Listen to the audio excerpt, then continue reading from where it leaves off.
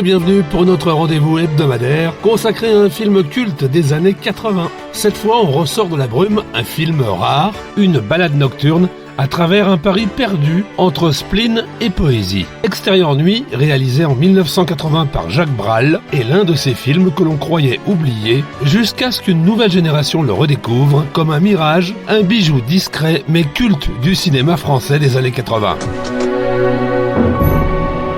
Qu'est-ce que tu fous là, toi? Ben, je vais habiter ici quelque temps. Tu préfères pas de cigarette? Non, je préfère un cigare. L'essentiel, c'est que je puisse exprimer ce que j'ai.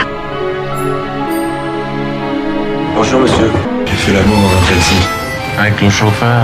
Avec le chauffeur, ouais. Tu pourrais peut-être nous présenter. Bonnie, vieille amie. Et... Moi, c'est Cora. Un de ces quatre. C'est ta mère qui t'a fait comme ça? Non, elle m'a trouvé dans une poubelle. Elle m'a toujours dit ça. À quoi ça sert d'attendre? Il n'y a jamais rien qui arrive. Qu'est-ce que vous attendez? J'ai prêté ma chambre à un ami qui voulait avoir des relations sexuelles avec une jeune femme. J'attends qu'il ait fini. Ces gens-là, faut les suivre. Faut les suivre n'importe où. Même s'ils vont nulle part.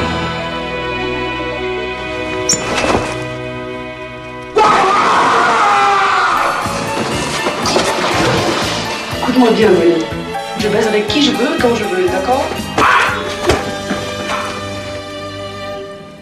Maintenant, je veux. Plus j'y pense, plus je me dis que ça va pas du tout te faire plaisir. Alors, le dis pas. Si, je vais le dire. Il y a tout pour ça. Il y a la nuit. La musique. Je suis bien. Alors si je le dis pas maintenant, je le dirai plus jamais. J'aurais dû rester là-haut.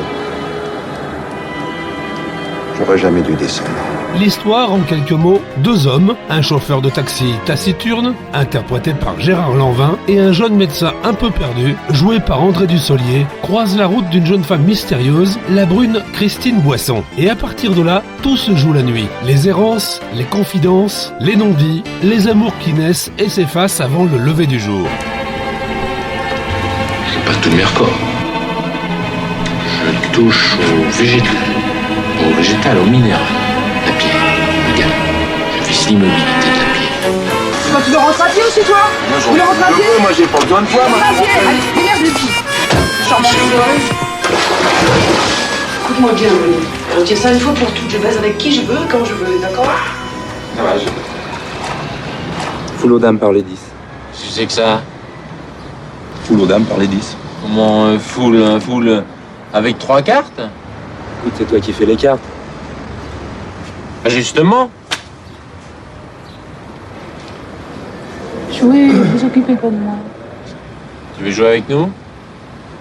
Non, je vais aller me recoucher. Ce film est un pari de néon et de solitude, filmé presque comme un polar, mais sans crime et sans rédemption. Jacques Brel capte cette atmosphère à la fois mélancolique et électrique du début des années 80. Les rues désertes, les intérieurs enfumés et la musique jazz de Jean-Claude Petit qui enveloppe tout. On sent l'héritage de Jean Eustache, mais aussi l'écho du film noir américain. On fait jamais de film avec des plans faciles. Bon film, il n'y a jamais de bon film avec des plans faciles. Alors dès qu'il y a des plans faciles, c'est pas possible d'imaginer que... Et moi j'aime bien les images difficiles, aller chercher difficilement les images. Et donc c'était une des raisons aussi, je pense, que Extérieur Nuit a marché, parce que les images qu'on a réussi à faire à l'époque, c'était des images infaisables. Mais sur le film, le personnage central, c'était la femme. Et c'est une image très abstraite, en fait, que j'avais du personnage. C'est-à-dire, chaque fois que je voyais une actrice, je savais ce qui allait pas. Donc, en fait, et le film, moi, je l'ai démarré quand véritablement j'ai découvert Christine Boisson.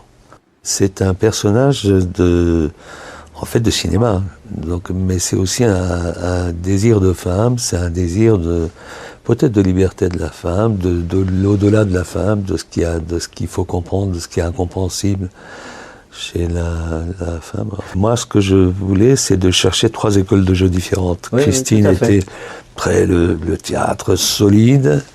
Lanvin, c'était le côté décontracté de la vie disons, café-théâtre. Et Dussolier, c'était un peu un personnage de théâtre de boulevard, parce que c'est ça qui l'inspirait beaucoup. Et je pense que lui et sa carrière ont basculé après Extérieur Nuit, d'ailleurs, dans disons, un cinéma ou dans des sujets plus sérieux.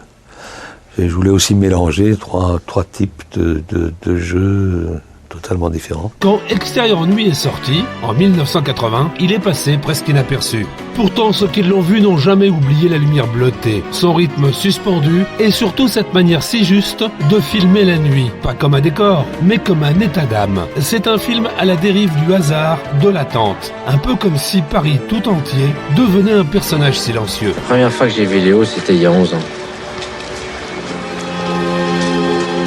Il m'a passé un pavé, puis un autre, puis des tas d'autres. Moi, je l'ai repassé à la personne qui était devant moi. Je me souviens très bien, c'était une fille blonde, plutôt jolie, très bien habillée, qui avait des gros seins. On s'est passé comme ça des pavés pendant près d'1 heure. Ça a fait la barricade de la rue de la Montagne Sainte-Geneviève qui a été remportée à la première charge le 10 mai 68. Relancé en 2010 dans une version restaurée, le film a retrouvé son public.